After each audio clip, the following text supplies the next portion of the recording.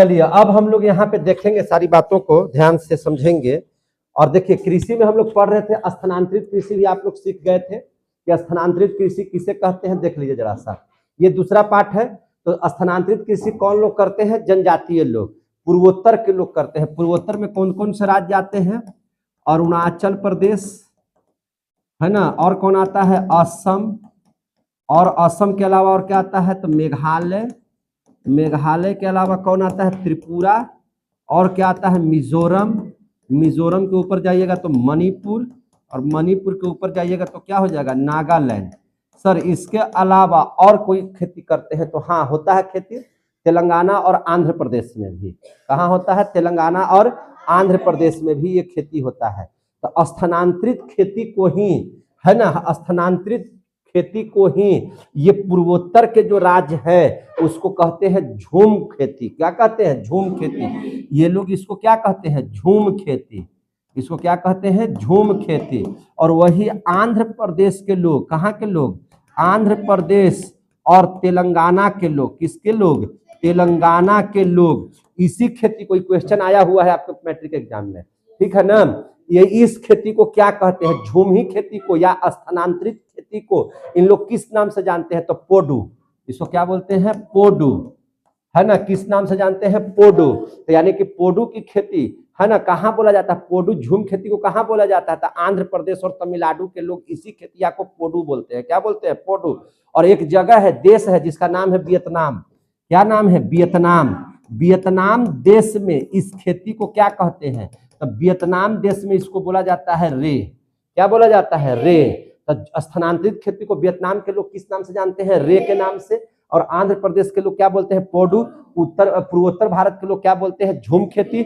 हम लोगों को पढ़ना है जिसका नाम है स्थानांतरित खेती। क्लियर हो गया? Yes sir. यहां तक की बात आप लोग पढ़ लीजिए। अब देख लेंगे ऋतु के आधार पर फसलों के प्रकार, है ना। क्या चीज देख लेंगे? ऋतु के आधारित, ऋतु पर आधारित कृषि। क्या चीज पर? ऋतु, ऋतु माने मौसम, मौसम पर आधारित कृषि को देख लेंगे। ध्यान से समझते चल जाइएगा। आधारित कृषि किस पर देख लेंगे? तो ऋतु पर आधारित। तो ऋतु के आधार पर खेती तीन तरह का। कितना तरह का? तीन। एक होता है खरीफ फसल। एक क्या होता है? खरीफ फसल। खरीफ फसल। एक होता है आपका रबी फसल। कौन सा फसल? रबी फसल। और एक होता है जायद फसल। कौन सा फसल? जायद फसल। याद रखिएगा, ये तीन प्रकार का फसल होता है, खरीफ फसल, रबी फसल, जायद फसल। ऋतु के आधार पर अगर आपका बरसात का मौसम है तो आप देखिएगा खरीफ फसल जो होता है वह किस मौसम में लगाया जाता है? वर्षा के मौसम में। रबी फसल कब लगाया जाता है? शीत कहिए या ठंडा के मौसम में, ठंडा के मौसम में। और जायद फसल किस में लगाया जाता है? तो एकदम गर्मी में, खुचराह गर्मी में, समझे कि नहीं, उस समय लगाया जाता है जायद फसल। समझ में आ गई बात ना। तो रबी फसल कब लगाया जाएगा? अभी ठंडा चल रहा है तो अभी कौन सा फसल लगाया जाएगा? आप देखिएगा आपके यहाँ चना होगा, गेहूं होगा, सब होगा, तो ये सब रबी फसल है। सरसों होगा, सब रबी फसल में आता है। समझ में आ गई बात ना। तो खरीफ फसल में एकदम खूब बरसात होना चाहिए, है ना। यानी कि इसकी जो बुआई होगी, हम सबके लिए लिख दे रहे हैं, इसकी जो बुआई होगी, तो बुआई कब होगी? तो बुआई इसकी हो जाएगी जून जुलाई में। कब हो जाएगी? जून जुलाई में। याद रखिएगा, जून जुलाई, जैसे ही बरसात का मौसम आएगा, है ना, मानसून आएगा, इन लोगों का खेती शुरू हो जाएगा जून जुलाई में। अच्छा, ये कब बोया जाता है इसके बारे में जब बात करेंगे तो कब बोया जाएगा। अच्छा एक चीज छोड़िए, पहले इसी को देख लेते हैं। खरीफ फसल को बुआई कब हो जाएगा? जून जुलाई में। अब कटाई हम लोग कब करते हैं? ध्यान समझिएगा, कटाई हम लोग कब करते हैं? तो कटाई इसका करते हैं अक्टूबर नवंबर में। कब करते हैं? अक्टूबर नवंबर में। हम अंग्रेजी में लिख दे रहे हैं, कोई दिक्कत है? तो आपसे पूछा जाएगा कि खरीफ फसल यानी कि जो वर्षा फसल है, जिसको हम लोग वर्षा के दिनों में लगाते हैं, वह कब लगाया जाता है? तो जून जुलाई में। कटाई कब किया जाता है? अक्टूबर नवंबर में। समझ में आ गई बात? उसी प्रकार से बोलिए, ये जो अभी जो ठंडा वाला जो ऋतु है उसमें कब बुआई करते हैं? तो अक्टूबर के महीने में। कब? अक्टूबर या नवंबर में भी, और नवंबर में भी। इसकी कटाई कब कीजिएगा? तो कटाई इसकी करते हैं हम लोग मार्च में या अप्रैल में। कब करते हैं? मार्च या अप्रैल में हम लोग करते हैं। याद रखिएगा, मार्च या अप्रैल में करते हैं। अब रखिए जायद फसल के बारे में। तो जायद फसल का जो है उसको लगाया कब जाता है? तो मार्च अप्रैल में। लगाया कब जाएगा? तो मार्च अप्रैल में। ये 1 2 महीना में तैयार हो जाता है, 2 महीना में तो पूरा तैयार हो जाता है, तो इसलिए इसको काट लेते हैं मई या जून में। कब काट लेते हैं? मई या जून में काट लेते हैं। समझ में आ गई बात? अब देखिए यहाँ पर इसके अंतर्गत में बरसात के दिनों में कौन कौन सी फसल बोई जाती है? सब के सब जो बरसात के दिनों में बोया जाएगा खरीफ फसल कहलाएगा। नाम बताइए। धान। क्या लगाया जाता है? धान। धान से क्या चीज की प्राप्ति होती है? चावल। किसकी प्राप्ति होती है? चावल। तो धान इसी मौसम में लगाया जाता है। ज्वार। क्या लगाया जाता है? ज्वार। और क्या लगाया जाता है? बाजरा। और क्या लगाया जाता है? मक्का। और क्या लगाया जाता है? मक्का।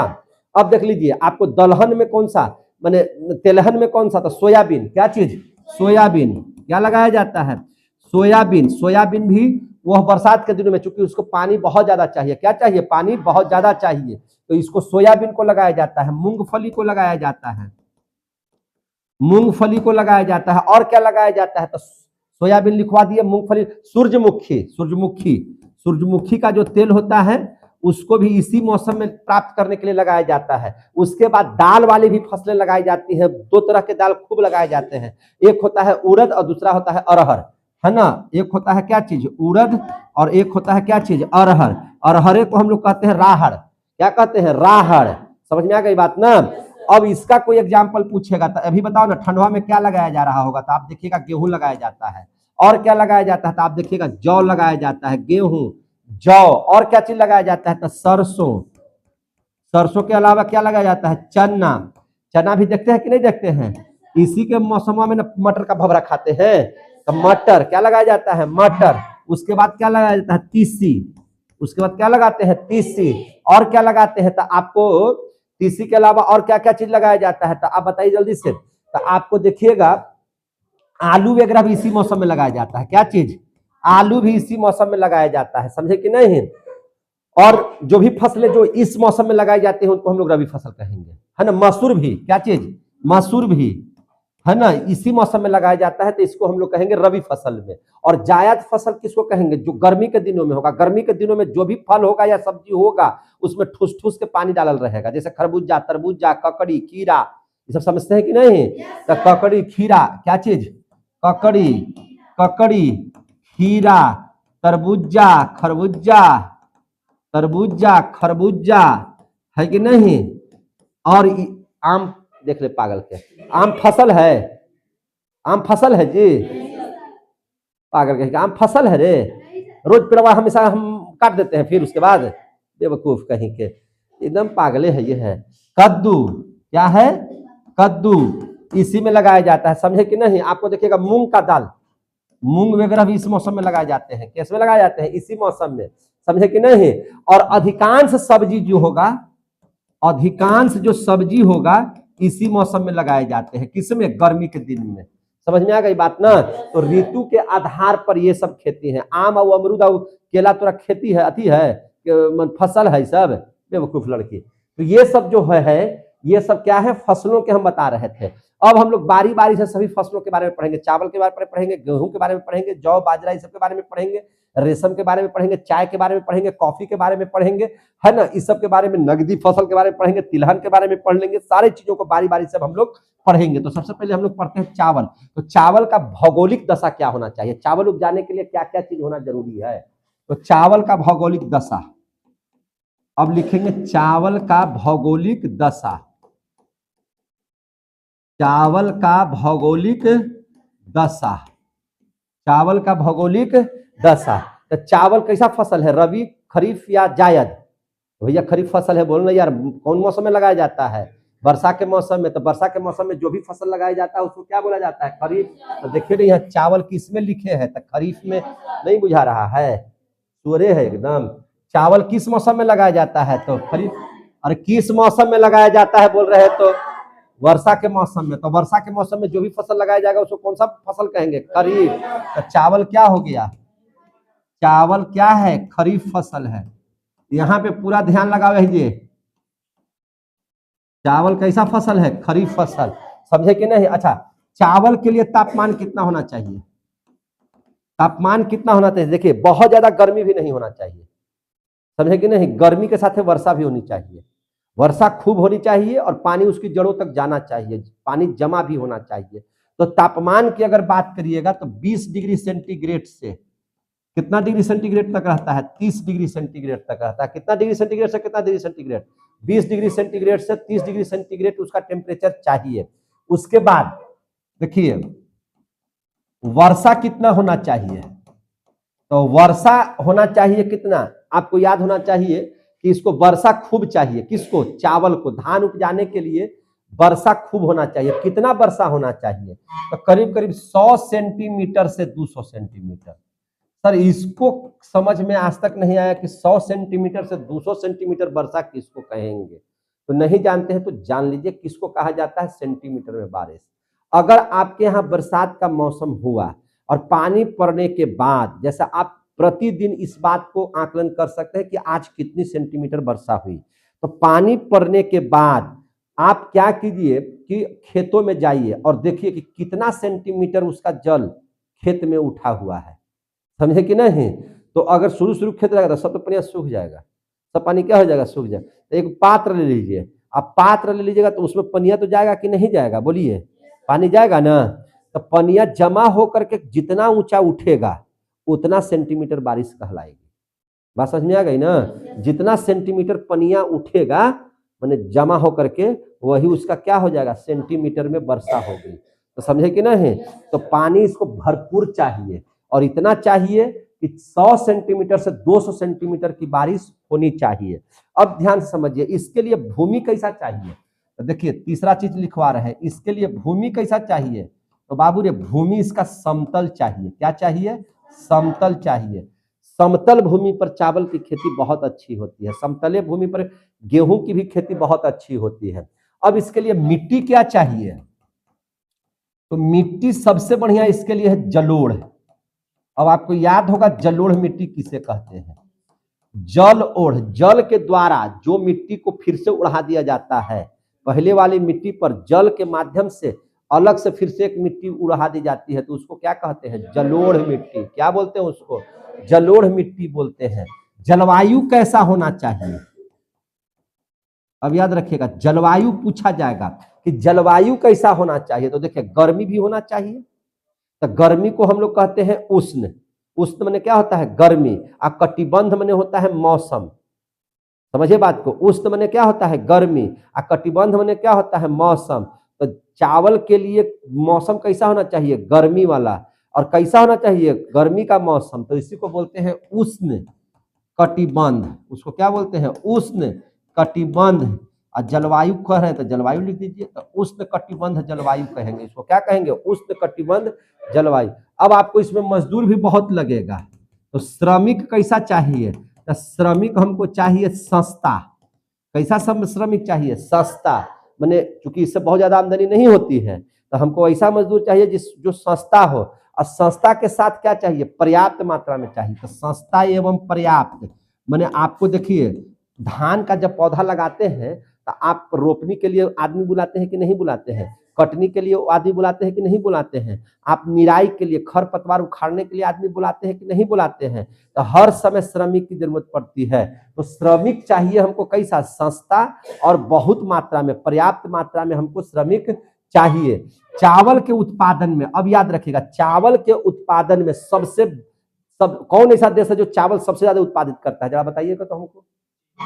चीन। याद रखिएगा उत्पादन के मामले में, उत्पादन में सबसे फर्स्ट कौन है? तो फर्स्ट है आपका चीन। और सेकंड कौन है? तो सेकंड है आपका भारत। याद रखिएगा चावल उपजाने के मामले में कौन देश सबसे ज्यादा उपजाता है? चीन। और उसके बाद कौन है? भारत। समझ में आ गई बात? अब देखिएगा भारत में कौन ऐसा राज्य है जहां सबसे ज्यादा चावल होता है? क्वेश्चन आता है सब उत्पादन में, राज्य में। अब ये तो हो गया देश में, देश। अब पढ़ लेते हैं राज्य। राज्य में कौन ऐसा राज्य है भारत का जो उत्पादन में 1 नंबर पर है? फर्स्ट में कौन है बताइए? पश्चिम बंगाल। कौन है? पश्चिम बंगाल। पश्चिम बंगाल राज्य में सबसे ज्यादा चावल होता है, सबसे ज्यादा चावल होता है। इसके अलावा चावल कहाँ कहाँ होता है? तो पंजाब में। और कहाँ होता है? हरियाणा में। कहाँ? हरियाणा में। और कहाँ होता है? तो एमपी में। और कहाँ होता है? तो यूपी में। और कहाँ होता है? तो बिहार में। कहाँ होता है? बिहार में। और कहाँ होता है? तो तमिलनाडु में भी होता है। समझ में आ गई बात ना। इन राज्यों में होता है, लेकिन सबसे ज्यादा कहाँ होगा? तो पश्चिम बंगाल में। एक नंबर पर कौन रहेगा? पश्चिम बंगाल में होगा। समझे कि नहीं? लेकिन अगर ये क्वेश्चन पूछा जाएगा कि परसेंटेज के मामले में सबसे ज्यादा चावल कहाँ होता है, परसेंटेज के मामले में, माने सबसे ज्यादा मामला, यानी कि प्रति हेक्टेयर सबसे ज्यादा कहाँ होता है? तब पंजाब में। कहाँ होता है? पंजाब में।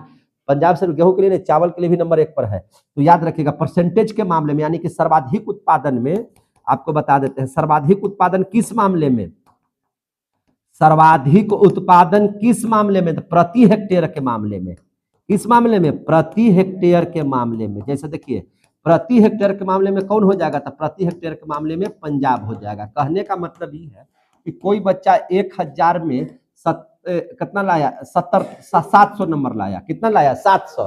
कोई 500 में ही कितना ला दिया? 400। तो अब बताइए, ये क्या परसेंट हो गया? 70%। ये कितना परसेंट हो गया? तो 80%। तो अब बताइए, ये तो 700 लाया, आई 400 लाया, तो ज्यादा ही किया, लेकिन परसेंटेज में कितना है? 70। आई परसेंटेज में कितना है? 80। तो पंजाब परसेंटेज में आगे है चावल उत्पादन में। समझ में आ गया बात है? परसेंटेज में क्या है? ज्यादा है। कौन? पंजाब। कौन ज्यादा है? पंजाब। क्लियर हो गया? तो ये आपका पूरा चावल का था। ये क्या चीज था? पूरा चावल का था। कोई दिक्कत है ना? पूरा क्या चीज का था? चावल का। अब आप लोग देख लीजिए, आप लोग समझ लीजिए, ये चावल आपका खत्म हो गया। अब हम लोग गेहूं पढ़ा देते हैं। क्या पढ़ा देते हैं? गेहूं। अब हम लोग क्या पढ़ लेंगे? गेहूं। अब हम लोग गेहूं पढ़ लीजिए। अब क्या पढ़ लीजिएगा? गेहूं। गेहूं के बारे में पढ़ लीजिए। गेहूं कैसा फसल है? तो रबी फसल है। गेहूं कैसा फसल है? रबी फसल है ना? गेहूं कैसा फसल है? रबी फसल है। गेहूं कैसा फसल है? रबी फसल है। तो रबी फसल है। अब इसका भौगोलिक दशा देख लेते हैं। इसका भौगोलिक दशा देख लेते हैं। तो याद रखिएगा, इसमें तापमान 2 चाहिए। कितना तापमान चाहिए? 2। बुआई करते समय कुछ, कटाई करते समय कुछ। समझ में आ रही है बात? टेम्परेचर 2 गो चाहिए। गेहूं में टेम्परेचर क्या गो चाहिए? 2 ठो। तापमान 2 ठो चाहिए। तापमान 2 ठो कौन कौन चाहिए? तो समझ में आपको आ जाना चाहिए। एक बुआई के समय में, बुआई के समय में, और एक कटाई के समय में। और दोनों टेम्परेचर जब जिस समय बोइएगा ठंडा ज्यादा होता है उस समय, है ना? उस समय टेम्परेचर कितना होना चाहिए? 10 डिग्री सेंटीग्रेड से कितना degree centigrade? 15 degree centigrade. 10 degree centigrade से कितना डिग्री सेंटीग्रेड? 15 degree centigrade. अब कटाई के समय में आप देखिएगा, गर्मी टाइप क्या जाता है उस समय मौसम, है ना? उस समय हल्का हल्का गर्मी बढ़ने लगता है। तो यानी कि उस समय टेम्परेचर होना चाहिए कितना? 21 डिग्री सेंटीग्रेड से 26 डिग्री सेंटीग्रेड। यानी कि 2 तापमान चाहिए आपको गेहूं की, है ना? गेहूं के उत्पादन में। क्लियर हो गया? अब ध्यान से समझिए, वर्षा कितना चाहिए? तो इसको ज्यादा वर्षा भी नहीं चाहिए। इसको वर्षा ज्यादा नहीं चाहिए। वर्षा दे दीजिएगा तो गल फल जाएगा। समझे कि नहीं? इसका वर्षा बहुत कम चाहिए। 50 सेंटीमीटर से 100 सेंटीमीटर के बीच में। कितना? 50 सेंटीमीटर से 100 सेंटीमीटर के बीच में इसको वर्षा चाहिए। समझ में आ गया बात? जलवायु कैसा होना चाहिए? अब जलवायु को समझ लीजिए। बोते हैं कब? ठंडा में। बोते हैं कब? ठंडा में। तो इसको हो गया शीत। और काटते हैं कब? गर्मी में, यानी कि उष्ण। तो यानी कि दोनों को मिला दीजिएगा कि क्या हो जाएगा? शीतोष्ण। कौन मौसम में? शीतोष्ण कटिबंध। कटिबंध माने मौसम। तो शीतोष्ण कटिबंध जलवायु, इसको क्या बोलेंगे? शीतोष्ण कटिबंध जलवायु। क्लियर हो गया? शीत चाहिए कब? बोते समय। गर्मी में क्या है ना? काटना। तो शीत को कहते हैं शीत, और गर्मी को कहते हैं उष्ण। दोनों को मिला दीजिएगा तो हो जाएगा शीतोष्ण। और कटिबंध माने मौसम। शीतोष्ण मौसम में जलवायु इसका होना चाहिए। समझ में आ गई बात? तो ये था जलवायु इसका। समझते चलिए, खाली देख रहे हैं कैसे समझा रहे हैं से? तो ये सब समझते चलिए। इसका, इसके लिए भूमि कैसा चाहिए? भैया भूमि इसका भी क्या चाहिए? समतल चाहिए। भूमि क्या चाहिए? समतल। अब देख लीजिए, भूमि समतल। मिट्टी कौन सा चाहिए? तो दोमट मिट्टी। मिट्टी क्या? कौन सा? दोमट मिट्टी। अरे दोमट मिट्टी भी जलोढ़े मिट्टी का ना भाई है। दोमट मिट्टी है ना? किसको बोलेंगे? दोमट मिट्टी। दोमट मिट्टी बोले क्या चीज? तो उसमें बालू और चिकना दोनों बराबर मात्रा में हो, है कि नहीं? पढ़ाए थे ना मिट्टी? पढ़ाए थे कि नहीं पढ़ाए थे? जिसमें बलुई और चिकनी मिट्टी, चिकनी मिट्टी दोनों क्या हो? 50-50% हो, है कि नहीं? दोनों क्या हो? बराबर हो। दोनों क्या हो? समान हो। ऐसा मिट्टी चाहिए। तो दोनों क्या हो? समान। तो उसी को क्या बोलते हैं? दोमट मिट्टी। यानी कि यह भी एक प्रकार का जलोढ़े मिट्टी का ही क्या है, प्रकार है। यह जलोढ़ मिट्टी का एक क्या है, प्रकार है। लिखना तो भैया कि यह जलोढ़ मिट्टी का एक प्रकार है। जाओ, जलोढ़ मिट्टी का एक प्रकार है। अरे बाबू, जब आपके यहाँ खेतवा में धान और गेहूं दोनों होता है कि नहीं, अब मिट्टिया वो एक ही रहता है तभी ना हो जाता है। गेहुआ के समय में मिट्टिया बदल देते हैं, अधरवा के समय में दूसरा कर देते हैं। क्या बात करते हैं, है ना, दोनों एक ही में होता है। अब बताइए श्रमिक इसमें कैसा चाहिए, तो भैया श्रमिक इसमें भी सस्ता चाहिए और पर्याप्त चाहिए। कैसा चाहिए, सस्ता एवं पर्याप्त। कुशल इसमें श्रमिक नहीं चाहिए। कुशल के मतलब इंजीनियर डॉक्टर की जरूरत इसमें नहीं है। अरे इंजीनियर क्या है, कुशल श्रमिक है ना। टीचर क्या है, कुशल श्रमिक है। बैंक वाला क्या है, सब कुशल श्रमिक है। बैंक वाला, रेलवे वाला सब जाएगा ओकरा में करने नहीं ना, उसमें सस्ता चाहिए, है ना, और कैसा, पर्याप्त मात्रा में चाहिए। तो संस्था का मतलब क्या हो गया, मजदूर टाइप का आदमी चाहिए। समझ में आ गई बात ना, तो इस बात को समझिएगा। अच्छा, एक चीज हम आपसे पूछते हैं बहुत बढ़िया से, सर्वाधिक उत्पादन करने वाला राज्य गेहूं के मामले में, बड़ा हवा पंजाब। पंजाब छोटे जाके जगह ये है, तो वहां ज्यादा कहाँ से होते हैं, यूपी में सबसे बड़ा है रे, तो यूपी में गेहूं सबसे ज्यादा होता है। तो सर्वाधिक गेहूं उत्पादन में कौन राज्य, वहां पे देखिए परसेंटेज में वो हमेशा आगे रहेगा, याद रखिएगा। परसेंटेज में कि कम जगह में ज्यादा कर देता है।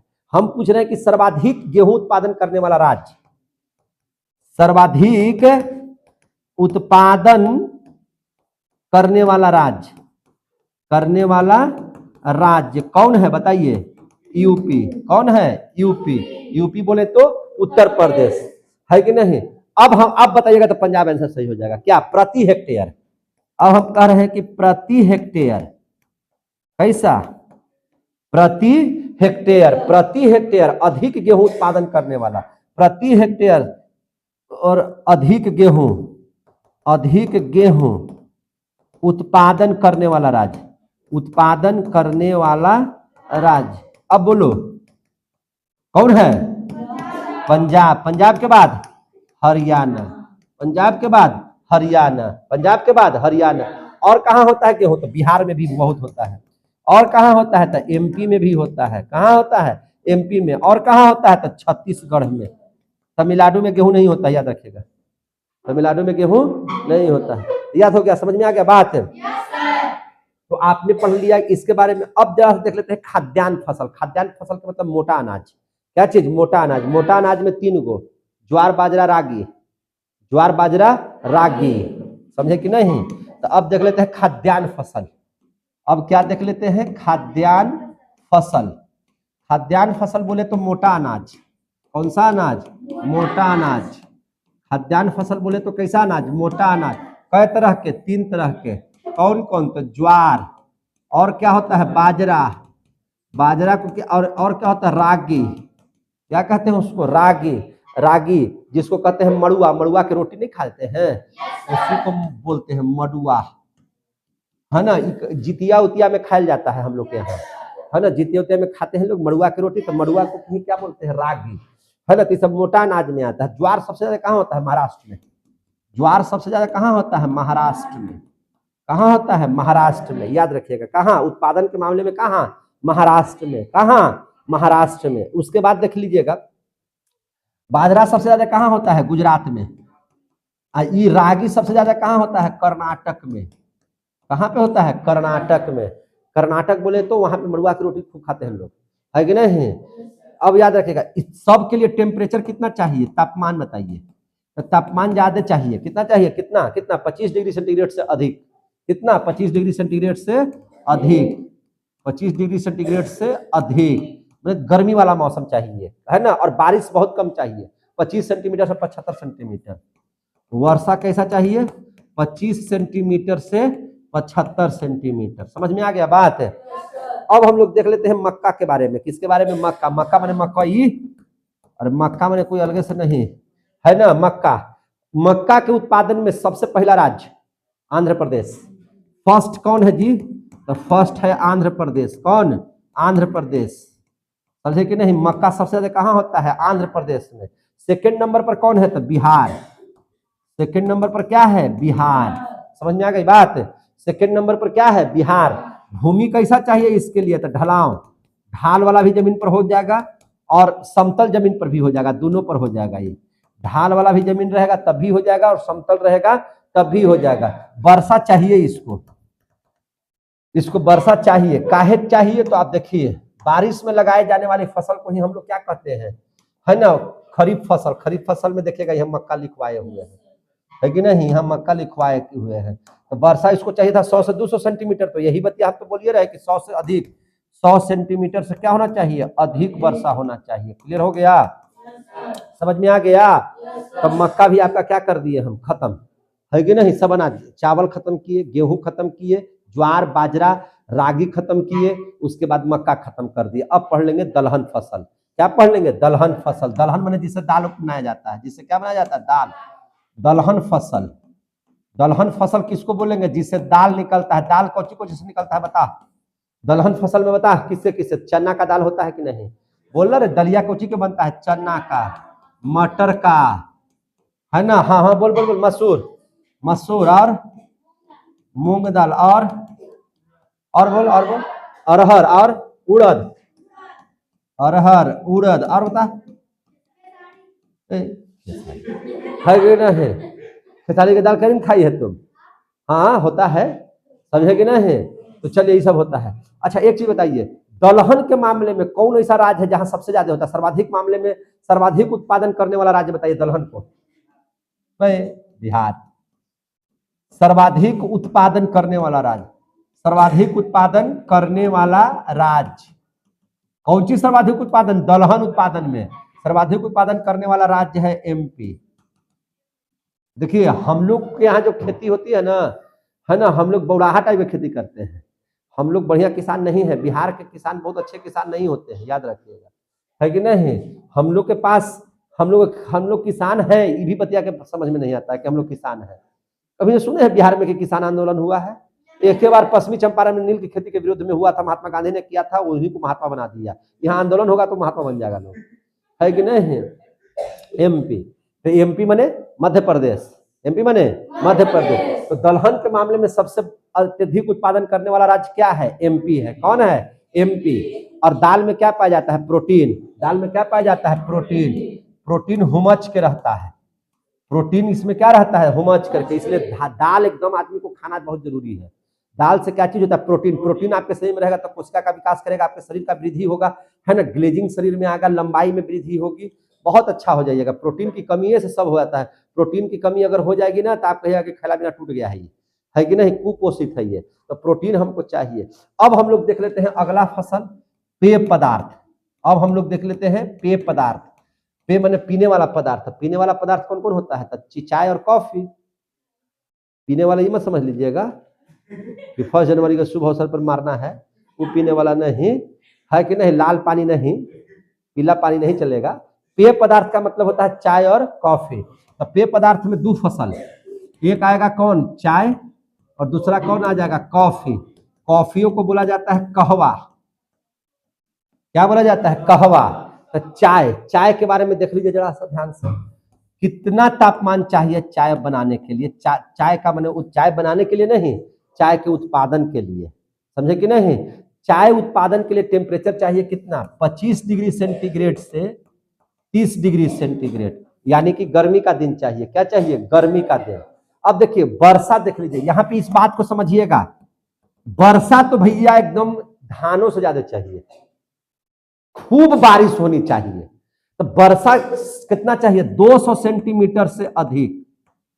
सोच लीजिए, बारिश कितना चाहिए? 200 सेंटीमीटर से अधिक। मतलब धान से भी ज्यादा क्या चाहिए? पानी चाहिए। लेकिन अब यहाँ पे ध्यान देखिए, धान में जो पानी चाहिए वो जमा होना चाहिए। मेढ़ बना करके हम लोग जमा करते हैं, इसका पानी उसके जड़ में नहीं जाना चाहिए। पानी पड़ना चाहिए खूब, लेकिन जमा होना चाहिए एकदम नहीं। चाय का ही नियम है। तो इसीलिए देखिएगा चाय कहाँ होगा? कभी भी आप देखते हैं कि आपके यहाँ होता है चाय? नहीं होता, पहाड़ी क्षेत्र में होता है। पहाड़ी क्षेत्र में सीढ़ीनुमा खेत है, पानी पड़ेगा धड़ाक से, लेकिन पनिया बह जाएगा नीचे। पनिया क्या होते जाएगा? गिरते जाएगा, नीचे गिरते जाएगा। यानी कि उसके लिए भूमि कैसा चाहिए? भूमि चाहिए ढाल। भूमि क्या चाहिए? ढाल। ढाल बोले भी तो कैसा? सीढ़ीनुमा।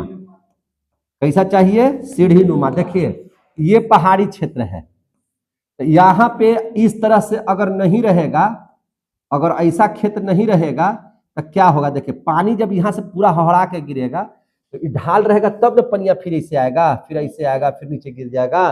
तो पानी इसको बहुत चाहिए, पानी बहुते चाहिए, लेकिन अस्थिर नहीं चाहिए। पानी उसकी जड़ों में अस्थिरता नहीं होनी चाहिए। पानी पड़े निकलते जाए, पानी पड़े निकलते जाए, पानी पड़े निकलते जाए, है कि नहीं। तो याद रखिएगा, तो भूमि कैसा चाहिए, ढाल और सीढ़ीनुमा। इसीलिए चाय हमेशा पहाड़ी क्षेत्रों में होता है, समतल भूमि पर नहीं होता है। श्रमिक कैसा चाहिए इसमें, तो भैया श्रमिक इसमें भी कैसा चाहिए, सस्ता चाहिए। कैसा चाहिए, सस्ता, और खुद देखभाल करने वाला होना चाहिए, यानी कि प्रबंधक होना चाहिए। प्रबंधक होना चाहिए, देखभाल करने वाला, क्योंकि पत्ती को तोड़ना है। पत्ती को, एक एक पत्ती को क्या करना है, तोड़ना ही नहीं कि जाएगा यहाँ से ही कबार देगा, काट देगा पूरा नीचे से, वैसे नहीं, तोड़ना है पत्ती को, डालते जाइए, है ना। दलिया में क्या करते जाइए, डालते जाइए, तोड़ के क्या करते जाइए, डालते जाइए। देखते हैं कि नहीं, सिनेमा में देखा है चाय को तोड़ते हुए ना, तो उस टाइप का चाहिए, है कि नहीं। तो चाय उत्पादन में, चाय के उत्पादन में भारत नंबर 1 है, याद रखिएगा। चाय उत्पादन में भारत नंबर 1 है। तो उत्पादन के मामले में, उत्पादन के मामले में पूरे विश्व में कौन आगे है, फर्स्ट, भारत। क्या है, भारत फर्स्ट नंबर पर है। भारत कितना नंबर पर है, फर्स्ट नंबर में है। और भारत में भी कौन कौन राज्य में चाय होता है वो देख लीजिए, है ना। भारत में भी कौन कौन राज्य में चाय होता है, राज्यों में हम लिख लेते हैं बगल में, राज्यों में। तो सबसे बढ़िया चाय होता है, देखिए सबसे ज्यादा होता है असम में। असम में बहुते चाय होता है, लेकिन नामी हम लोगों के यहाँ है, पश्चिम बंगाल का एक जगह है, पहाड़ी क्षेत्र है, दार्जिलिंग। दार्जिलिंग कहाँ पड़ता है, पश्चिम बंगाल में। तो पश्चिम बंगाल का एक जगह है जिसका नाम है दार्जिलिंग, वहां का चाय प्रसिद्ध है, ताजा, है कि नहीं। तो याद रखिएगा, पहला नंबर उत्पादन चाय का सबसे ज्यादा कहाँ होता है, असम में। याद रखिएगा, चाय का उत्पादन सबसे ज्यादा कहाँ होता है, असम में। लेकिन चर्चा कहाँ की चाय की होती है, पश्चिमी बंगाल, पश्चिम बंगाल की। पश्चिम बंगाल में कौन जगह की, दार्जिलिंग की, पहाड़ी क्षेत्र में होता है ये। दार्जिलिंग कैसा क्षेत्र है, पहाड़ी क्षेत्र है। तो दार्जिलिंग में खूब होता है, समझे कि नहीं। और दार्जिलिंग की जो चाय है ना, यह विश्वविख्यात है। यह कैसा है, विश्वविख्यात है। विश्वविख्यात के मतलब कि पश्चिम बंगाल की चाय अन्य देश के भी लोग क्या करते हैं, पसंद करते हैं। समझ में आ गई बात। और दक्षिण भारत में भी यह चाय होता है ना। याद रखिएगा, ये चाय कहाँ होता है, दक्षिण भारत में। दक्षिण भारत बोले तो महाराष्ट्र, कर्नाटक, गोवा, केरल, तमिलनाडु, आंध्र प्रदेश, तेलंगाना और उड़ीसा, इस राज्य को हम लोग कहते हैं दक्षिण भारत। तो दक्षिण भारत में भी कहाँ कहाँ होता है, इसको समझ लीजिए। तो दक्षिण भारत में जो चाय होता है, तो याद रखिएगा, दक्षिण भारत में कहाँ कहाँ, दक्षिण भारत में कहाँ कहाँ, तो देखिए दक्षिण भारत में आप याद रखिएगा कि केरल, तो केरल, और कहाँ, कर्नाटक, केरल, कर्नाटक और तमिलनाडु, ये तीनों को टच करता है एक पहाड़ी है जिसका नाम है नीलगिरी पहाड़ी। कौन सी पहाड़ी है, नीलगिरी की पहाड़ी। तो नीलगिरी की पहाड़ी में जो है ना, वहां पे नीलगिरी की पहाड़ी में एक जिला है किशनगंज जिला। कौन सा जिला, किशनगंज जिला। कौन सा जिला, किशनगंज जिला में चाय का उत्पादन खूब होता है। चाय का उत्पादन खूब होता है, समझे कि नहीं। तो याद रखिएगा इस बात। दक्षिण भारत में कहाँ कहाँ, तो केरल, कर्नाटक, केरल, कर्नाटक और कहाँ, केरल, कर्नाटक और तमिलनाडु। तमिलनाडु कौन सी पहाड़ी हम लोग बोले, तो यहां पर है आपका नीलगिरी की पहाड़ी। नीलगिरी की पहाड़ी, नीलगिरी की पहाड़ी। तो नीलगिरी की पहाड़ी में कहा, किशनगंज जिला में। अरे किशनगंज जिला कह रहे हैं, हम गड़बड़ा गए। नीलगिरी की पहाड़ी में होता है, याद रखिएगा, नीलगिरी की पहाड़ी में होता है, लिख दीजिए, नीलगिरी की पहाड़ी में आपको होता है, समझे कि नहीं। नीलगिरी की पहाड़ी में होता है, समझे कि नहीं। याद रखिएगा, केरल, कर्नाटक, तमिलनाडु नीलगिरी की पहाड़ी में होता है। गलती बोल दिए थे, सॉरी इसके लिए, समझे कि नहीं। नीलगिरी की पहाड़ी में ये तीनों है ना, जोड़ती है किसको किसको, केरल। आप लोग भी आइए, नहीं थोड़ा सा सीधा बैठ जाइए, है ना। हम जान रहे हैं कि क्लास लंबा चल रहा है, खैर कोई बात नहीं, आप लोग बोल रहे हैं तो हम गड़बड़ा जा रहे हैं। अब पीछे चलिए, याद भूल जा रहे हैं तो याद रखिएगा, केरल, कर्नाटक, तमिलनाडु, नीलगिरी की पहाड़ी में, ये तीनों को मिक्स करती है वहां पे, तो दक्षिण भारत में यहाँ होता है। सर बिहार में भी होता है, हाँ किशनगंज जिला में। बिहार में कहाँ होता है? किशनगंज जिला में। बिहार में कहाँ होता है? किशनगंज जिला में, याद रखिएगा। बिहार में कहाँ होता है? किशनगंज जिला में। तो आपसे पूछा जाएगा कि बिहार में कहीं सर होता है चाय की खेती? कहाँ होता है? कहाँ? किशनगंज जिला में, समझे ना, कहाँ होता है? किशनगंज जिला में। आ गया समझ में। अब हम लोग देख लीजिए कॉफी के बारे में। किसके बारे में देख लीजिएगा? कॉफी के बारे में। किसके बारे में देख लीजिएगा? कॉफी के बारे में। देखिए कर्नाटक में बाबू बुदन नाम की एक पहाड़ी है। बाबू बुदन नाम की पहाड़ी क्यों कहते हैं? तो अरब के एगो थे मौलवी साहब। अरब के क्या थे? मौलवी साहब। अरब के थे मौलवी साहब जिनका नाम था बाबू बुदन। क्या नाम था? बाबू बुदन, है कि नहीं? उसका नाम था। और वहां क्या किया था ना कि वही से कहीं से चाय लाया था, अरे कॉफी लाया था, कहीं से क्या लाया था? कॉफी। और वही छीट दिया था। आपको बताया होगा कि लोहा भी निकलता है बाबू बुदन की पहाड़ी से, है ना। कर्नाटक में सोना का खान जहाँ है, वहां पे बाबू बुदन की पहाड़ी से लोहा भी निकलता है। और वही पर ही रहते थे कौन? मौलवी साहब, जो कहाँ से आए थे? अरब से आए थे। और इन्होंने कुछ बीज छीटा, और वहां का जो बीज से चाय अधिक कॉफी का उत्पादन हुआ, कहवा का उत्पादन हुआ। और इतना पसंद लोगों को पड़ा ना कि यह फेमस हो गया कॉफी के लिए। यह कॉफी के लिए क्या हो गया? फेमस। तो कॉफी ज्यादातर कहाँ होता है? कर्नाटक। कर्नाटक में कहाँ? कर्नाटक में बाबू बुदन की पहाड़ी पर। बाबू बुदन की पहाड़ी पर, आ गया समझ में? बाबू बुदन की पहाड़ी पर। लेकिन कॉफी के मामले में सर्वाधिक चर्चा में रहने वाला देश, यानी कि सबसे ज्यादा उत्पादन करने वाला देश कौन है? तो ब्राजील। कौन है? ब्राजील। ब्राजील में जो कॉफी का जो बागान है, तो ब्राजील में जो कॉफी का बागान जो है उसको हम लोग फैजेंडा कहते हैं। क्या कहते हैं? फैजेंडा। तो याद रखिएगा, विश्व में ब्राजील में सबसे ज्यादा कॉफी होता है। समझ में आ गई बात? तो आपको बताएंगे सर्वाधिक उत्पादन किस देश में? सर्वाधिक उत्पादन, डिस्टर्ब मत करो, सर्वाधिक उत्पादन किस देश में होता है? ब्राजील देश में। ब्राजील देश में। और ब्राजील में कॉफी के बागान को क्या कहा जाता है? तो कॉफी बागान को फैजेंडा कहते हैं। क्या कहते हैं? फैजेंडा कहते हैं। याद रखिएगा, क्वेश्चन आया हुआ इसलिए बता दिए। ब्राजील सबसे नंबर 1 है कॉफी के मामले में। और वहां जो बागान है कॉफी का, उस कॉफी के बागान को क्या कहा जाता है? फैजेंडा। और ये क्वेश्चन आया हुआ है इसलिए हम आपको बता भी रहे हैं। समझ में आ गई बात ना? तो इसलिए ये सब आपका जितना भी क्वेश्चन लिखा जा रहा है वो लगभग आपका क्वेश्चन आने वाला है या आया हुआ है। तो याद रखिएगा, इंपॉर्टेंट है, वही बात को हम पढ़ा रहे हैं आपको। अच्छा एक चीज बताइए, तापमान कितना चाहिए? जितना चाय का तापमान चाहिए, तापमान भी इसका कितना चाहिए? तो 25 डिग्री से कितना? 25 डिग्री सेंटीग्रेड से 30 डिग्री सेंटीग्रेड चाहिए। कितना चाहिए? 25 डिग्री सेंटीग्रेड से 30 डिग्री सेंटीग्रेड चाहिए। वर्षा कितना चाहिए? तो जितना इसको चाहिए चाय को 200 सेंटीमीटर से अधिक, है ना। वर्षा भी कितना चाहिए? 200 सेंटीमीटर से अधिक चाहिए वर्षा इसको भी। 200 सेंटीमीटर से वर्षा क्या चाहिए? अधिक चाहिए। भूमि क्या चाहिए? जैसा इसका चाहिए ढलवा, है ना। कैसा चाहिए? भूमि कैसा चाहिए? ढाल वाली भूमि चाहिए। कैसा चाहिए? ढाल वाली भूमि चाहिए। कैसा चाहिए? ढाल वाली भूमि चाहिए। पहाड़ी क्षेत्र चाहिए। ढाल वाला जमीन कहाँ मिलेगा? पहाड़ी क्षेत्र में मिलेगा। कहाँ मिलेगा जी? पहाड़ी क्षेत्र में मिलेगा। अच्छा, कॉफी का पत्ता की कॉफी का बीज, तो बीज, है ना। कॉफी जो होता है वह किसका इस्तेमाल करते हैं? बीज का, है ना। बीज का ही इस्तेमाल करके हम लोग कॉफी पीते हैं। कॉफी का कितना प्रकार है देखिए, अब यहाँ पे आ जाते हैं। कॉफी का प्रकार, कॉफी का प्रकार 3 तरह की कॉफी होता है। कितना तरह की कॉफी होता है? 3 तरह का।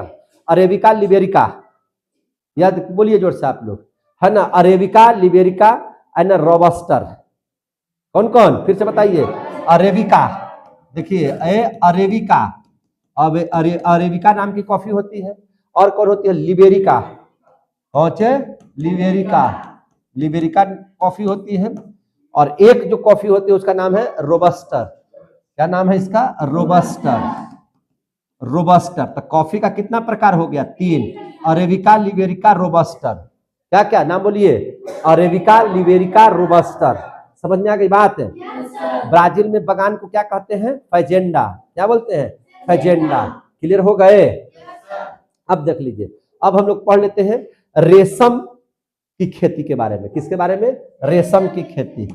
अच्छा, रेशम में क्या होता है? रेशम का निर्माण कैसे होता है? रेशम का निर्माण क्या चीज से? कीड़ा से होता है कि पत्ती से होता है? कीड़ा से होता है। कैसे होता है? कीड़ा। तो देखिए होता क्या है ना कि रेशम का उत्पादन रेशम के कीड़ा से होता है। रेशम के कीड़ा से, जैसे तसर का कुत्ता पहनते हैं, तसर का कुत्ता, तसर कौन बनाता है? रेशम, है ना। रेशम का प्रकार में तसर आता है। क्या आता है? तसर। तो रेशम का 3 प्रकार है, एगो मलबरी है, ईरी है और तसर है। 3 गो प्रकार है रेशम का, याद रखिएगा। रेशम का कितना प्रकार? 3 प्रकार। कौन कौन? मलबरी, ईरी, तसर। मलबरी, ईरी, तसर। तीनों को नहीं, 4 प्रकार होता है, याद रखिएगा। कितना प्रकार होता है? 4।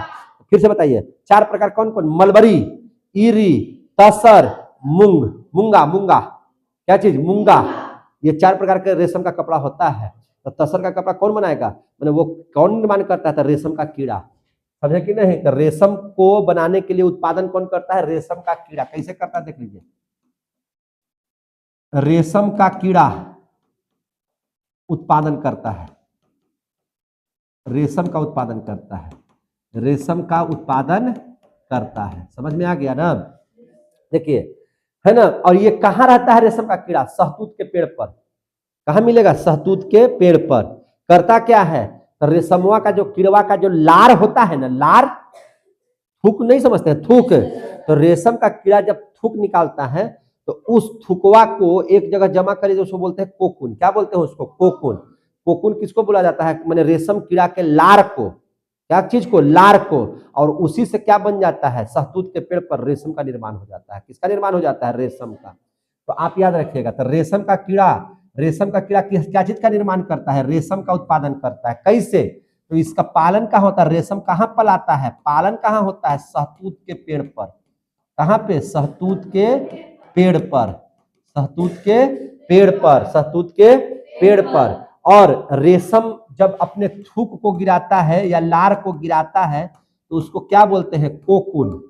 क्या बोलते हैं उसको? कोकुन। और उसी कोकुन से क्या चीज की प्राप्ति होती है? रेशम की प्राप्ति। तो आपसे कोई पूछेगा कि कोकुन क्या है? तो रेशम कीट का लार। रेशम कीट का लार। लार बोले तो थूक, लार बोले तो थूक, उसी से। अब आपसे पूछा जाएगा कि रेशम का कितना प्रकार है? तो इसका 4 प्रकार है। कितना प्रकार है? 4। कौन कौन प्रकार है? तो पहला मलबरी, मलबरी। दूसरा ईरी। दूसरा क्या नाम है इसका? ईरी। तीसरा, तो तीसरा आपका तसर। और चौथा मूंगा। क्या है? मूंगा। इतना प्रकार के रेशम होता है। और रेशम का कपड़ा बहुत नामी होता है। क्या भाई? तो रेशम का कपड़ा पहन करके निकला हुआ है कि नहीं? तो रेशम के पालन जहां होता है उसको क्या कहते हैं? रेशम के पालन को क्या कहते हैं? तो सेरीकल्चर कहते हैं। रेशम के, है ना, रेशम के पालन को, माने ये सब जो क्रिया हो रही है, इस चीज को हम लोग क्या कहते हैं? तो इसको कहते हैं सेरीकल्चर। क्या कहते हैं? सेरीकल्चर कहते हैं। आया समझ में? इसको क्या कहते हैं? सेरीकल्चर कहते हैं। तो रेशम भी खत्म हो गया। अब देख लेते हैं रेशेदार फसल, है ना। क्या पढ़ लेते हैं? रेशेदार फसल। तो रेशेदार फसल समझिए, जिसे रेशा निकलता है। रेशेदार फसल। अरे भाई, ये बोड़वा बनता है तो रेशवे से न बनता है जी। तो रेशेदार फसल 2 तरह का। कितना तरह का? 2 तरह का। एक को कहते हैं जूट। एक को क्या कहते हैं? जूट। जूट। और चिनिया वाला बोड़वा को क्या कहते हैं? जूटे का ना बोड़ा कहते हैं। और जो, और धान उन जो अभी ना सूती के बोड़ा जिसको कहते हैं उसको जूट का बोड़ा है ना। जूट बोलिए या पटसन बोलिए। प्लास्टिक वाला नहीं, प्लास्टिक वाला बोड़ा नहीं। गोड़वा उड़ा पोछने के लिए इसे रखते हैं ना घरवा में कभी कभी हम लोग, तो वो जूट का बोड़ा है। क्या चीज का बोड़ा है? जूट का, है ना। तो जूट का बोड़ा बोलिए या पटसन का बोड़ा बोलिए, पटसन बोलिए। तो वो हो गया। और दूसरा हो गया कपास। कपास बोले तो रुई। कपास बोले तो क्या चीज? रुई। रुई, कपासे की खेती के लिए ना महाराष्ट्र यहाँ पे आया था। उसी रुई से सूत निकाला जाता है और आपका कपड़ा बनता है। समझे कि नहीं? तो कपास और जूट। तो जूट और कपास के बारे में समझ लीजिए। जूट को ही क्या बोला जाता है? पटसन। जूट को ही क्या बोला जाता है? पटसन। ध्यान से समझिएगा, है ना। इसे हम लोग क्या कहते हैं? गोल्डन फाइबर कहते हैं। इस जुटवा को हम लोग क्या कहते हैं? इसे गोल्डन फाइबर कहा जाता है। गोल्डन फाइबर कहा जाता है, याद रखिएगा। गोल्डन फाइबर कहा जाता है। क्या कहा जाता है? Golden fibre. क्या कहा जाता है इसको? गोल्डन फाइबर कहा जाता है। समझे कि नहीं? इसको कहा जाता है व्हाइट गोल्ड, उजला सोना कहा जाता है इसको। कपास को क्या कहा जाता है? व्हाइट गोल्ड, क्योंकि रुइया कैसा रहता है? उजला कलर का, इसको बोलते हैं व्हाइट गोल्ड। समझे कि नहीं? तो इससे क्या बोलते हैं? Golden fibre. तो गोल्डन फाइबर का मतलब क्या हो गया? गोल्डन फाइबर का मतलब हो गया सुनहरा, है ना, रेशा। क्या हो गया? सुनहरा रेशा। फाइबर मैंने रेशा, तो इसको क्या बोलेंगे? सुनहरा रेशा। क्या बोलेंगे इसको? सुनहरा रेशा कहा जाता है, इसको कहा जाता है। अब देख लीजिए, थोड़ा छोटा कर देते हैं ताकि हमारा बात इसमें अट जाए। अब ध्यान से समझिएगा आगे।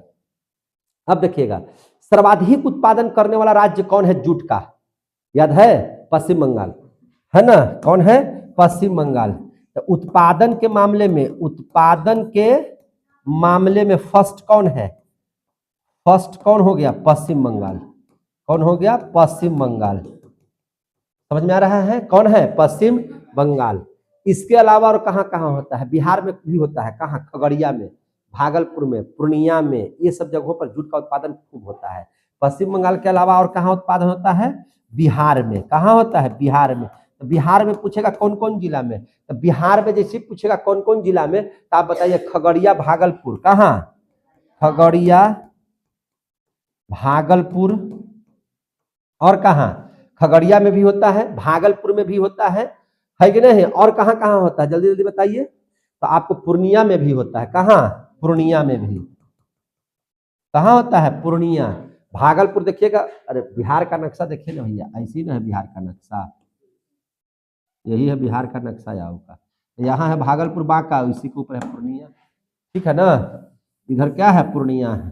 चलिए ध्यान से समझिए। तो यहाँ पर हो गया। अब देखिएगा, ये सबसे ज्यादा होता है, तो आपसे दोनों तीनों क्वेश्चन जो आएगा वो इतना ही से आएगा, है ना? कि जूट को क्या बोला जाता था? Golden fibre. उत्पादन के मामले में पहला नंबर पर कौन है? पश्चिम बंगाल। बिहार में कहाँ कहाँ होता था? खगड़िया, भागलपुर, पूर्णिया। अब जरा सा देख लेते हैं कपास। क्या कर सकते हैं? कपास। तो कपास को ही हम लोग क्या बोलते हैं? रुई। तो रुई की प्राप्ति हमें किससे होती है? रुई की प्राप्ति किससे होती है? कपास से। रुई की प्राप्ति किससे होती है? कपास से। तो रुई कैसा रंग के है? व्हाइट। इसको बोला जाता है व्हाइट गोल्ड। क्या बोला जाता है? White gold. व्हाइट गोल्ड बोले तो हाँ, हिंदी में कहेंगे इसको सोना। कैसा? उजला सोना। कैसा सोना? उजला सोना। कैसा सोना इसको बोलते हैं? उजला सोना कहते हैं। इसको क्या बोलते हैं? उजला सोना। सबसे ज्यादा कहाँ होता है इसका उत्पादन? और उसी वजह से आया था यहाँ अंग्रेज, महाराष्ट्र में। कहाँ? महाराष्ट्र में। सबसे ज्यादा उत्पादन कहाँ होता है? महाराष्ट्र में, है ना? महाराष्ट्र में। महाराष्ट्र में क्यों होता है? क्योंकि कपास उसी मिट्टी में होगा जो काली मिट्टी होगी। तो इसलिए काली मिट्टी आपको कहाँ सबसे ज्यादा मिलता है? महाराष्ट्र में। तो इसलिए ये महाराष्ट्र में पाया जाता है ना? इससे क्या बनाया जाता है? मिट्टी इसके लिए क्या चाहिए? तो मिट्टी चाहिए इसके लिए क्या चीज? काली। कैसा मिट्टी चाहिए? काली मिट्टी में। इससे क्या बनाया जाता है? तो इससे सूती वस्त्र बनाया जाता है। इससे कैसा वस्त्र बनाया जाता है? सूती वस्त्र बनाया जाता है। सूती वस्त्र बनाया जाता है। क्लियर हो गए? इससे क्या बनाया जाता है? सूती वस्त्र। अब हम लोग पढ़ लेंगे तिलहन के बारे में। अब हम लोग किसके बारे में पढ़ लेंगे? तिलहन। तिलहन बोले तो जिससे तेल की प्राप्ति होती है। प्योर किसान आपको बना देंगे हम। समझे कि नहीं? आज पढ़ा लिखा क्या बना देंगे? किसान, है कि नहीं? तो अब समझिए तिलहन। तिलहन की प्राप्ति, तिलहन क्या क्या चीज से प्राप्ति होती है? तो सरसों से। किससे? सरसों से। सरसों से तेल नहीं निकलता है रे गधावा? तो सरसों से। और क्या चीज से? तीसी से। और क्या चीज से? तो नारियल से। और क्या चीज से? तो नारियल से। और तेल बताइए क्या क्या चीज का होता है? तो नारियल है। अरंडी का तेल सुनने किए होंगे। अरंडी का तेल, मूंगफली का तेल, है ना? क्या चीज का? मूंगफली का तेल। सोयाबीन, सूरजमुखी सब नहीं पढ़े हैं? सोयाबीन, सूर्यमुखी, है ना? ये सब का तेल है। ईटीसी कर दीजिए जाइए, है कि नहीं? इस सब से हम लोग कर लेते हैं। तो अब समझ में आपको आ जाना चाहिए, है ना? और देखिएगा तिलहन में हो गया आपको। अब देखिए समझ में आपको आ जाना चाहिए कि ये सब तिलहन है। और भारत में सबसे ज्यादा किस तेल की प्राप्ति की जाती है? सरसों का। सरसों नंबर 1 है हम लोगों के लिए, खाना बनाने में भी, देह में भी रगड़ने के लिए है कि नहीं? सरसों का तेल सबसे बढ़िया तेल है ना? जिसका इस्तेमाल हम लोग सबसे ज्यादा करते हैं। और सरसों का तेल भारत में नंबर 1 पर है। समझे कि नहीं? तो ये हो गया तिलहन। अब हम लोग पढ़ लेते हैं नगदी फसल। अब हम लोग क्या पढ़ लेते हैं, नगदी। नामे से सुनने का मतलब क्या है कि भैया इसको तुरंत बेचिए और तुरंत हमको पैसा की प्राप्ति हो जाए। तो ऐसा फसल जिसको घर लाने की जरूरत नहीं है, बाहर से बाहर खेते से बिक जाए, है कि नहीं, उसी को क्या बोलते हैं, नगदी फसल। क्या बोलते हैं, नगदी फसल। आलू क्या है, नगदी फसल है कि नहीं है, तुरंत पैकिंग हो जाएगा, चला जाएगा। गन्ना, गन्ना घरे रखिएगा, हाँ बेच देंगे, तुरंत बेचेंगे। तो गन्ना क्या हो गया, नगदी फसल हो गया। तंबाकू, रबड़, ये सब क्या हो गया, नगदी फसल। तंबाकू हो गया, रबड़ हो गया, ये सब क्या है, नगदी फसल है। अच्छा ये वो चीज बताइए, जितना भी तेलहन है इसको भी रखने की जरूरत है? सबको बेचिए उधर, सभी तेलहन, तेलहन बोले तो ये सब टोटल सभी नारियल का सबका तेल होता है, और उसको क्या कर दिया जाता है, बेच दिया जाता है। नारियल को क्या कर दिया जाता है, बेच दिया जाता है, सभी तेलहन। अच्छा कौन रखता है फल को घर में, फल सीधे खेत में से निकला, सीधे बेचिए उसको, है घर में रखेगा तो मालूम चलेगा कि अधियाइए जाएगा दूसर के दिन, है कि नहीं। तो फल वगैरह भी क्या आ जाएगा, नगदी फसल में आ जाएगा। फल किस में आ जाएगा, नगदी फसल में आ जाएगा। क्लियर हो रहा है कि नहीं। अब आपको हमको बताइए, गन्ना के मामले में नंबर 1 कौन देश, गन्ना के मामले में नंबर 1 कौन देश, ब्राजील। कौन देश, ब्राजील। गन्ना के मामले में नंबर 1 कौन है, फर्स्ट कौन है, ब्राजील। और सेकंड कौन है, भारत। सेकंड कौन है, भारत। सेकंड कौन है, भारत। किस मामले में, गन्ना के मामले में। किस मामले में, गन्ना के मामले में। सर्वाधिक गन्ना भारत के किस राज्य में होता है, राज्य में बताइए। राज्य में नंबर 1 यूपी। राज्य में नंबर 1 यूपी, समझे कि नहीं। राज्य में नंबर 1 यूपी, समझ में आ रही है बात। रबड़ कैसा फसल है, रोपण फसल। रोपण फसल बोले तो व्यवसायिक फसल। रोपण माने एक बार लगाइए 2-3 बार काटिए, बार बार नहीं रहे, 2-3 बार रहे, है ना। तो रबड़ कैसा है, रबड़ जो है आपका कैसा फसल है, रोपण फसल। कैसा फसल है, रोपण फसल, समझे कि नहीं। अब देखिए रबड़ के उत्पादन में आपको पता होना चाहिए, जैसे देखिए इसके लिए जलवायु क्या होना चाहिए। अच्छा एक चीज यहाँ यही लिख देते हैं, रबड़। तो रबड़ कैसा फसल है, रोपण फसल, रोपण फसल। इसके लिए जलवायु कैसा होना चाहिए, तो इसके लिए जलवायु होना चाहिए भूमध्य सागरीय जलवायु। कैसा होना चाहिए, भूमध्य सागरीय जलवायु होना चाहिए, है ना। कैसा जलवायु होना चाहिए, भूमध्य सागरीय जलवायु होना चाहिए। उत्पादन के मामले में, रबड़ के उत्पादन के मामले में आप हमको बताइए नंबर 1 कौन है, हमारे राज्य में, भारत में नंबर 1 राज्य बताइए रबड़ के मामले में। तो केरल। रबड़ के मामले में कौन है, केरल। और केरले में सबसे ज्यादा होता है क्या चीज, नारियल। नारियल भी कहाँ होता है, केरल में। और क्या होता है भैया, जितना मसाला है, मसाला बोले तो क्या चीज आपका, मसाला बोले तो काली मिर्च, है कि नहीं, गोलकी जिसको हम लोग बोलते हैं, जीरा भी बोलते हैं। और बताइए जितना गोलकी, जीरा, ये सब जितना भी आप लोग मसाला, जिसको जिसको, तेजपत्ता, तो ये सब कहाँ पाया जाता है, तो ये सब आपको मिलेगा काजू, किशमिश, कहाँ पर पाया जाएगा, तो केरल में आपको ज्यादा मिलेगा। कहाँ मिलेगा, केरल में। कहाँ मिलेगा, केरल में। तो केरल में आपको क्या मिल जाएगा, नारियल, मसाला, काजू, किशमिश, समझे कि नहीं, काजू किशमिश सबसे यहाँ मिलेगा उत्पादन के मामले में। तो रबड़ के भी उत्पादन में सबसे नंबर 1 कौन है, भारत में, केरल ही है। क्या है, केरल ही है, समझे कि नहीं। और सब्जी और फल के उत्पादन में बताइए, सब्जी और फल के उत्पादन में कौन सा देश सबसे आगे है, सब्जी और फल में। तो भारत प्रथम स्थान पर है, भारत प्रथम स्थान पर है। भारत किस स्थान पर है, प्रथम स्थान पर है। अब देख लीजिए मसाला किसको बोलते हैं, मसाला में जो जो चीज डालते हैं वो सब मसाला है कि नहीं। मसाला के मामले में तो भैया वही ना पुर्तगाली लोग खोज दिया यहाँ पे हम लोगों का कि भारत मिल गया, भारत मिल गया, भारत मिल गया। क्योंकि उन लोग सब है कहाँ, ठंडा प्रदेश में। रूस कहाँ है, ठंडा प्रदेश है। फ्रांस, ब्रिटेन, ये सब कैसा है, ठंडा प्रदेश में। और ठंडा प्रदेश में मसाला नहीं होता है, गर्म प्रदेश में मसाला होता है। लेकिन यूज कहाँ के लोग करता है, ठंडा के लोग, क्योंकि मुर्गा मछली सब बनाता है ना, तो उसमें गरम मसाला चाहिए कि नहीं चाहिए, या मसाला चाहिए कि नहीं, हल्दी चाहिए, लहसुन चाहिए, जीरा चाहिए, गोलकी चाहिए, है ना, ये सब सारा चीज डलाना चाहिए। तो ये उत्पादन कहाँ होगा, तो गर्म वाला प्रदेश में, यानी कि भारत में। समझ में आई बात। और यूज कौन करता है, तो ठंडा का प्रदेश के लोग। तो वही ना खोजने के लिए आया था भारत में मसाला पुर्तगाली लोग, जो उसको केरल में मिला, समझे कि नहीं। तो मसाला में कौन कौन सा चीज आ जाएगा। सबसे पहले लिखिए, भारत में मसाला के मामले में भारत क्या है, नंबर 1 है। भारत क्या है, भारत मसाला के मामले में प्रथम स्थान पर है। भारत किस स्थान पर है, भारत क्या चीज स्थान पर है, प्रथम स्थान पर है। मसाला सबसे ज्यादा कहां होता है, केरल में। सबसे ज्यादा कहां होता है, केरल में। मसाला कहां होता है, केरल में। भारत में इतना मसाला है कि भारत को लोग जानते हैं, विदेश के लोग क्या कहते हैं, मसालों का घर, है ना, क्या कहते हैं, मसालों का घर।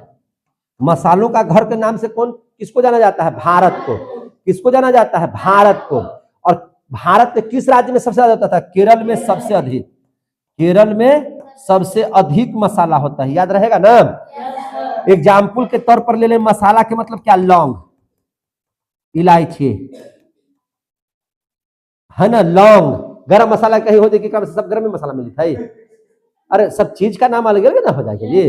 गरम मसाला, गरम मसाला किसको बोलते हैं, सब चीज को फेंट देते हैं आपस में, तो गरम मसाला का। तो गरम मसाला कोई पौधा होता है, से गरम मसाला नहीं कर रहा है, वो होता है लौंग, इलायची, मिर्च।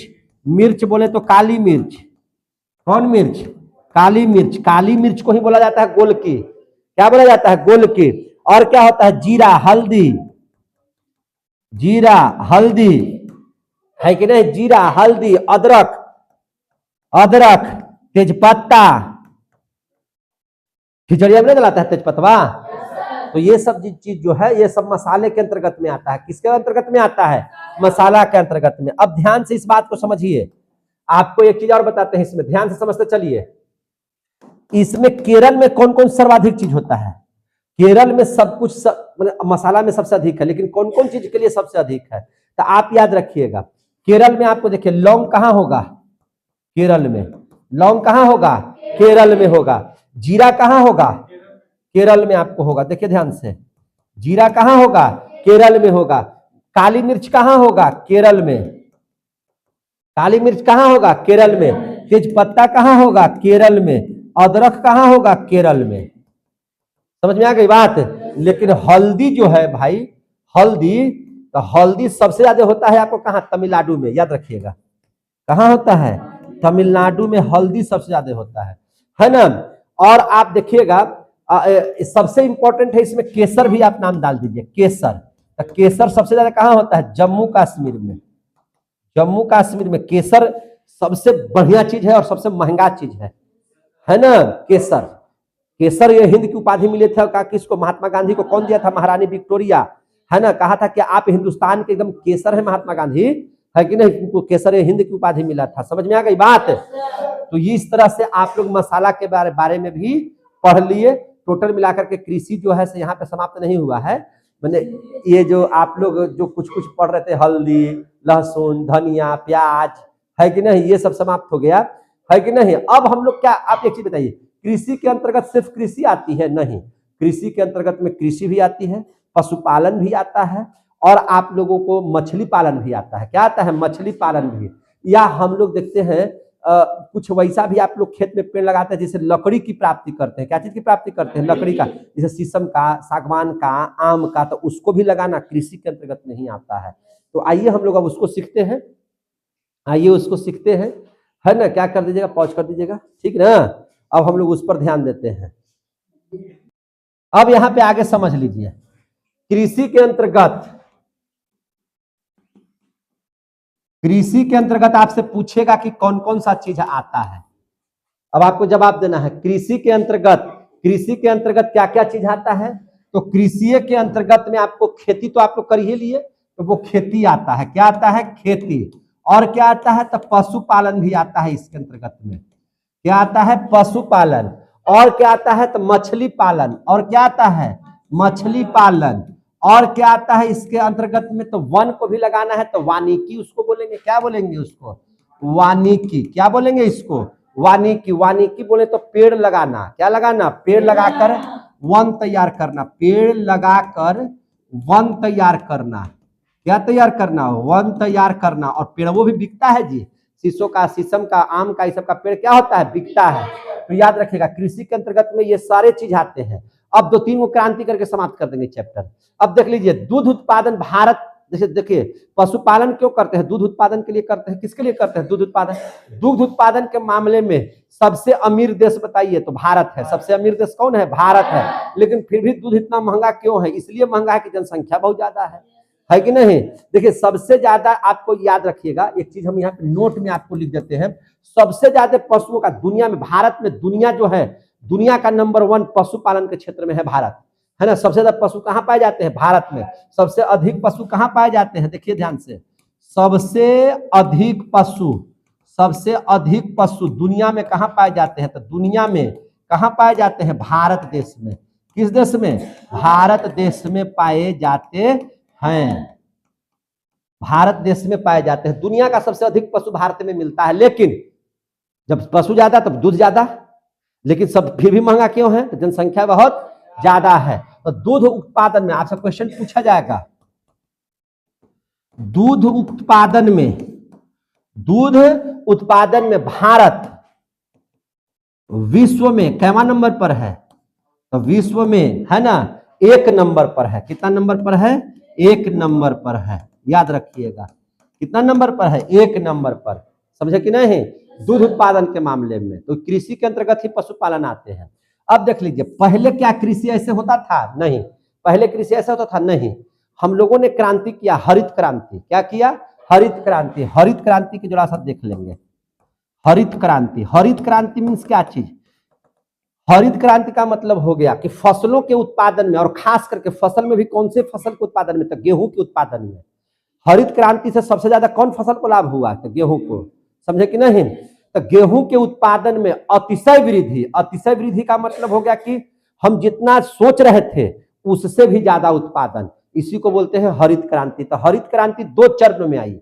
कितना चरण में आई, 2 चरण में आई। पहला चरण 1967 से 1968, 1967 से 1968 ईस्वी में, 1967 से 1968 ईस्वी में, है ना। भारत में कृषि उत्पादन को बढ़ाने के लिए, भारत में कृषि उत्पादन को बढ़ाने के लिए, भारत में कृषि उत्पादन को बढ़ाने के लिए, कृषि उत्पादन को बढ़ाने के लिए, है ना, भारत में कृषि उत्पादन को बढ़ाने के लिए, है ना, एवं खाद्यान्न में आत्मनिर्भर बनने के लिए,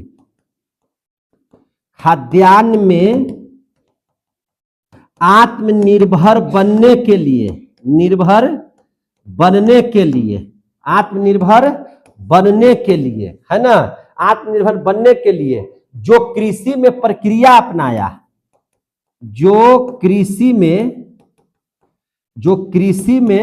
है ना, हम लोगों ने प्रक्रिया अपनाया, हम लोगों ने प्रक्रिया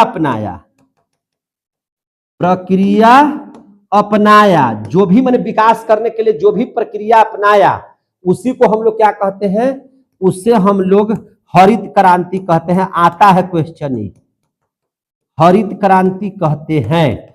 आपसे पूछा जाता है हरित क्रांति 2 नंबर में, हरित क्रांति किसे कहते हैं, तो फसलों को उत्पादन में, यानी कि फसलों के मामले में आत्मनिर्भर बनने के लिए हम लोगों ने जो प्रक्रिया कृषि में अपनाया, उसी प्रक्रिया को ही हम लोग क्या कहते हैं, हरित क्रांति।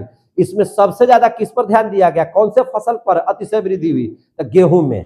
तो इस हम यहाँ पे लिखेंगे कि इससे गेहूं में अतिशय वृद्धि हुई, इससे गेहूं में अतिशय वृद्धि हुई, इससे गेहूं में अतिशय वृद्धि हुई। ये क्वेश्चन पूछा जाता है, सीधा बैठो ना जी।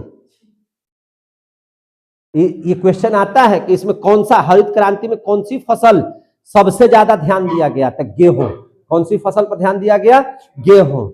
सबसे पहले क्या किया गया कि हरित क्रांति जो है हो, मैंने फसल के उत्पादन में भारत नंबर 1 जाए या हम लोगों के यहाँ खूब हो, इसके लिए सबसे पहले क्या किया गया? तो देखिए, कहा गया कि भूमि जो छोटा छोटा भूमि है ना, उसको पहले बड़ा बनाइए। क्या बनाइए? बड़ा।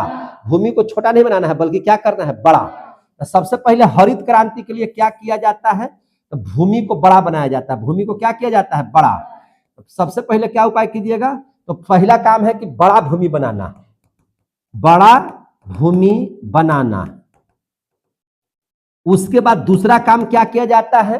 तो संकर बीज का प्रयोग करना है। किसका प्रयोग करना है? संकर बीज। संकर बीज का मतलब क्या हो गया? आपके अपने देश का बीज नहीं, संकर बीज उसको कहते हैं। जैसे गेहूं जो हुआ था ना इतना अतिशय वृद्धि, तब मैक्सिको से गेहूं का बीज आया था। जो गेहूं का बिचड़ा आया कहां से? मैक्सिको से। भारत के बीज के साथ उसको लगाया गया, भारत के बीज के साथ उसको क्या कर दिया गया? मिक्स कर दिया गया, और उससे जो नई प्रकार का जो गेहूं का उत्पादन हुआ वह संकर बीज कहलाया। क्या कहलाया? संकर बीज कहलाया। तो संकर बीज का प्रयोग कर, संकर बीज का प्रयोग, संकर बीज का प्रयोग। तीसरा क्या हुआ? बोला गया, इसमें क्या बोला गया कि हरित क्रांति लाना है, ज्यादा उत्पादन करना है, तो एक काम कीजिए, आप जो है उर्वरक का प्रयोग कीजिए। क्या चीज का प्रयोग कीजिए? उर्वरक का प्रयोग कीजिए। क्या चीज का प्रयोग कीजिए? उर्वरक का। चौथा जो है मृदा का संरक्षण कीजिए। मृदा का क्या कीजिए? संरक्षण। मृदा संरक्षण करना है आपको, मृदा संरक्षण करना है। क्या करना है? मृदा का संरक्षण। और नई वैज्ञानिक तरीके से खेती करना है। कैसे खेती करना है? नई वैज्ञानिक तरीके से। वैज्ञानिक तरीके से में बोले तो क्या चीज? तो नया टेक्नोलॉजी से। कैसे? नया तकनीक से। नया तकनीक से जो काम लेबर से आप करवा रहे हैं, कुछ का नया तकनीक अपनाना है।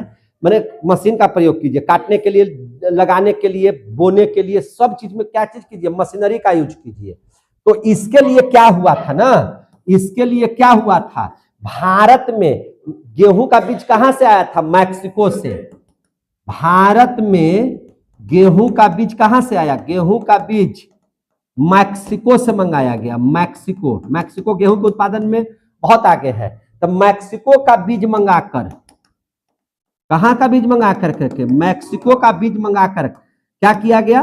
भारत के बीज से संकर बीज तैयार किया गया। संकर बीज तैयार किया गया। आ गया समझ में? तैयार किया गया। तो ऐसा प्रयोग किस वैज्ञानिक ने किया, ये इंपॉर्टेंट है। यानी कि हरित क्रांति का जनक कौन है? याद रखिएगा, हरित क्रांति का जनक या पिता, हरित क्रांति का जनक किसे कहा जाता है? तो हरित क्रांति का जनक कहा जाता है एमएस स्वामीनाथन को।